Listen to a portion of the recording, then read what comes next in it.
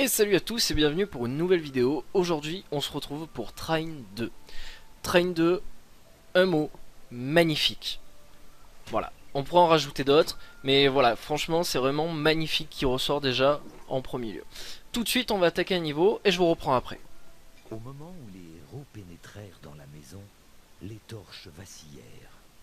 Il était improbable que la maison appartienne à une fleur, même une fleur intelligente douée de la parole. Cela dit, la chaleur qui régnait à l'intérieur était très agréable après une journée passée dans la boue. C'est une maison de sorcières. Elle n'aime pas les magiciens. Une sorcière, dites-vous? Ok, donc déjà, Train 2, qu'est-ce que c'est? C'est évidemment la suite de Train, donc qui était sorti il y a déjà un bon petit moment. Et je dois dire sincèrement, voilà, que le jeu, il est tellement somptueux qu'on peut qu'accrocher en fait. C'est un très bon jeu de plateforme.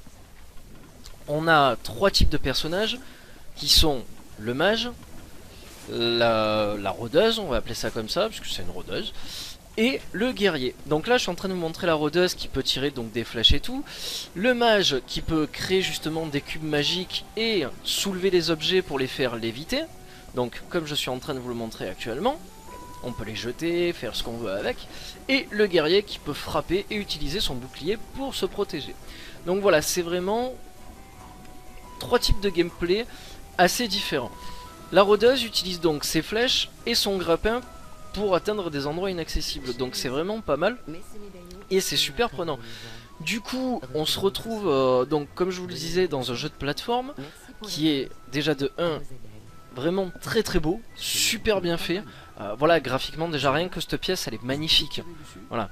De 2, on a un gameplay original parce que bon, du coup on a trois gameplays différents entre le mage, la rôdeuse et le guerrier. Et troisièmement, voilà, on a quelques petites énigmes à chaque fois à résoudre pour ouvrir des portes, pour accéder à un endroit un peu plus haut. Donc tout ça fait que ça nous donne un jeu, voilà, super prenant, super intéressant et quelque part qui sort de l'ordinaire quoi. Donc c'était déjà le cas dans le premier, mais le 2 on va dire a sublimé la chose.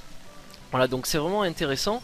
Et puis alors je n'ai pas de souvenir dans le 1 qu'il y avait des ennemis, mais dans le 2 c'est tout à fait le cas. Voilà, donc on se retrouve contre des araignées, des petits gobelins, voilà, donc on peut changer de personnage, utiliser la rôdeuse pour, comme je viens de le faire, lancer une flèche de glace et ensuite prendre le guerrier et attaquer. Donc voilà, ça c'est pas mal. Un autre truc aussi intéressant de ce deuxième épisode, c'est qu'on a un arbre de talent pour chaque personnage. Et c'est juste terrible parce que ça donne un côté assez RPG avec comme si on gagnait des levels, des compétences. Donc c'est vraiment très intéressant. Par exemple le magicien, voilà, à la place qui crée qu'une seule boîte, il peut en créer 2, 3, 4 sans qu'à chaque fois l'autre disparaisse. La rôdeuse c'est pareil, on démarre avec des flèches de base, mais après on peut avoir des flèches de feu, de glace, voilà, donc c'est vraiment pas mal, ça nous permet de faire évoluer nos personnages comme il se doit quoi. Voilà, un jeu vraiment fantasy, voilà, c'est juste énorme. Alors, je sais pas si vous voyez les bulles qui sortent des chaudrons, mais ça en multi, c'est juste une horreur quoi. Pendant que vous avez vos potes, vous-même d'ailleurs, qui montez sur la bulle, vous pouvez prendre la rôdeuse et envoyer les flèches sur la bulle pour la faire exploser. Alors je vous dis pas comme ça met les nerfs aux joueurs ça. Une fois qu'ils sont tout en haut, qu'ils s'apprêtent à sauter, vous envoyez une flèche bien placée et à chaque fois la personne tombe. Moi ça, à chaque fois ça me fait exploser de rire. Donc du coup voilà, c'est vraiment un jeu déjà assez sympathique en solo, puisqu'on peut se permettre de switcher de personnages quand on le désire, quand on veut. En plus, toutes les petites boules bleues que vous avez vues jusqu'à présent, on les récupère, donc voilà comme ça, on les récupère, ça nous fait de l'expérience. Donc du coup, les points qu'on gagne après, on peut les placer là où on veut, c'est pas un souci. Par contre en multi, voilà, il faut qu'on arrive à se les partager équitablement pour pouvoir chacun faire évoluer nos compétences. Donc voilà, ça ses avantages et ses inconvénients, mais voilà, sincèrement un conseil, le jeu se fait plus en multi. Et pourtant je suis pas du genre à parler d'un jeu comme ça. En général je suis quelqu'un qui favorise plutôt le solo, mais du moins vraiment pour me concentrer sur l'ambiance, pas pour délirer et tout. Mais c'est vrai que là, c'est intéressant, c'est convivial en multi. Voilà, moi j'ai fait quasiment presque la totalité du jeu avec deux personnes de la Taverne du Troll qui sont justement un petit peu mes patrolls et Nil Chaos.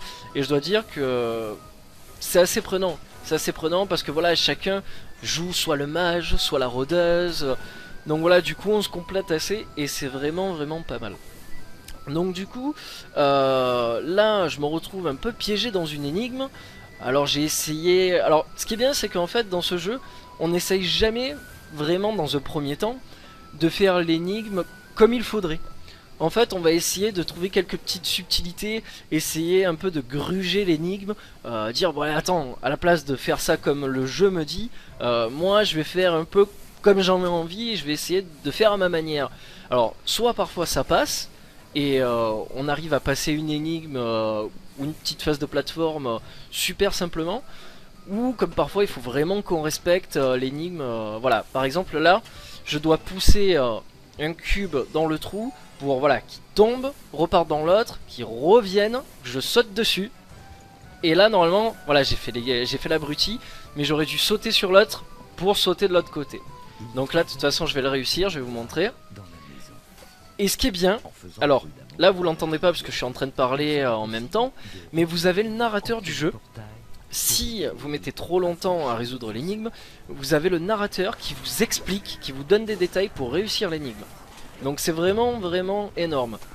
Là voilà, c'est ce que je vous disais tout à l'heure, on peut jouer contre des ennemis, se battre, et ça donne des petits combats bien sympathiques. On se retrouve en plus avec des archers au dessus qui nous attaquent. Donc c'est très très très sympa. Quoi d'autre à rajouter hein.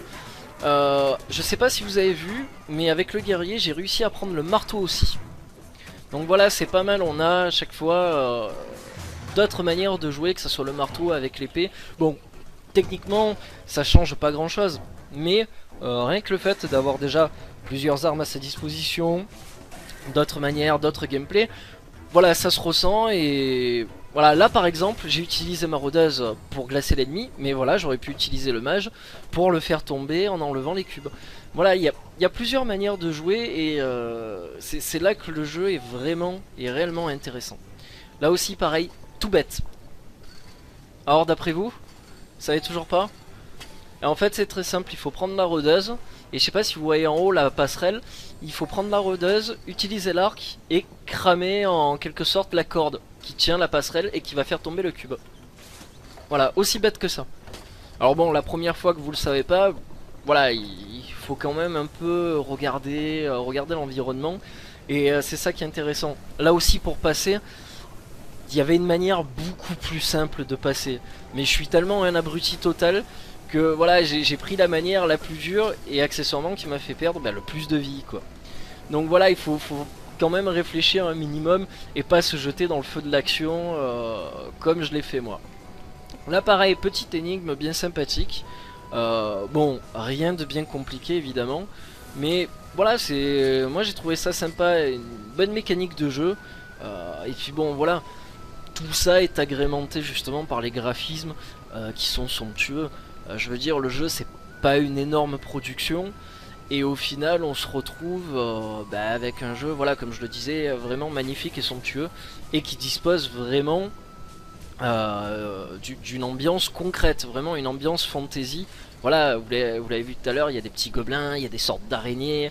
Je sais pas, il y a vraiment quelque chose, même au niveau du jeu de couleurs. Le jeu ressort vraiment super bien quoi.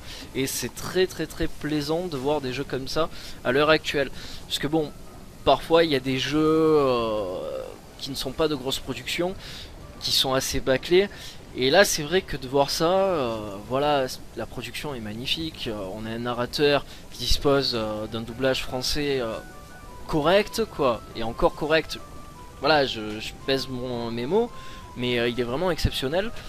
Et puis pareil, les autres personnages aussi disposent de voix très concrètes. Et c'est juste parfait. Depuis tout à l'heure aussi, vous entendez la musique. Bon, je sais pas si vous l'entendez beaucoup parce que je parle en permanence. Mais voilà, la musique qui est juste terrible. Voilà, je vous laisse l'écouter un peu.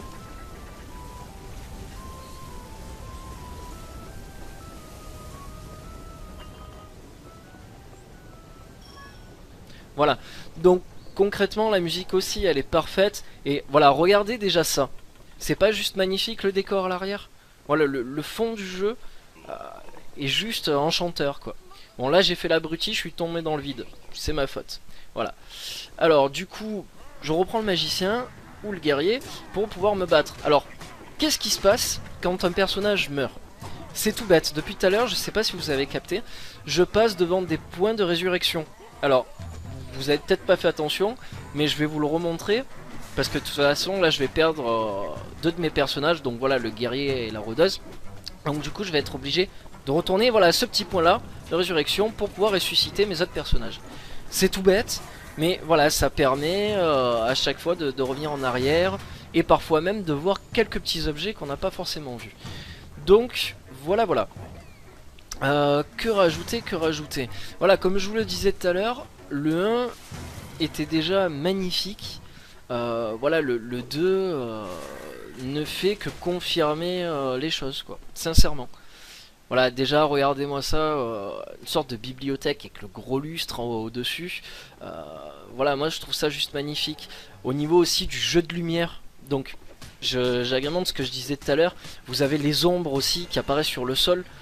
Voilà, ça aussi, c'est un petit détail, mais ça y fait. Ça, voilà, ça rend vraiment la chose parfaite. Alors là, pareil, comme je vous parlais tout à l'heure, on peut gruger sur les petites énigmes, les petites phases de plateforme. Normalement, je devrais sauter de celle qui a tout à gauche et monter au fur et à mesure. Mais moi, tellement pressé... Alors, le pire dans l'histoire, c'est que je suis sûr que ça m'aurait pas pris plus de temps que ce que je suis en train de faire. Mais bon, je voulais absolument m'accrocher à la dernière plateforme pour me balancer et arriver de l'autre côté. Alors ça marche sûrement quand on est un expert, mais quand on est Ricola, ben ça prend du temps. Donc voilà, alors je vous rassure, je vais y arriver au bout d'un moment, parce que bon, évidemment, à force de le faire, de le refaire, j'y suis arrivé. Mais voilà, il faut quand même y aller, quoi. En plus, au-dessus, voilà, il y a l'araignée qui me balance une sorte de poison ou je sais pas quoi. Donc c'est pas super plaisant. Voilà, j'y suis arrivé. Hop. Alors là aussi, très bête Ricola. Voilà, et bim, je suis mort. Et forcément, quand j'ai un personnage qui crève, qu'est-ce que je fais? J'en renvoie le deuxième crevé aussi, forcément. Donc du coup, écoutez, voilà, j'ai plus rien à dire sur ce jeu. Juste que c'était Train 2, le 1 est magnifique, le 2 est parfait. Franchement, si vous avez l'occasion, prenez-les et jouez-y.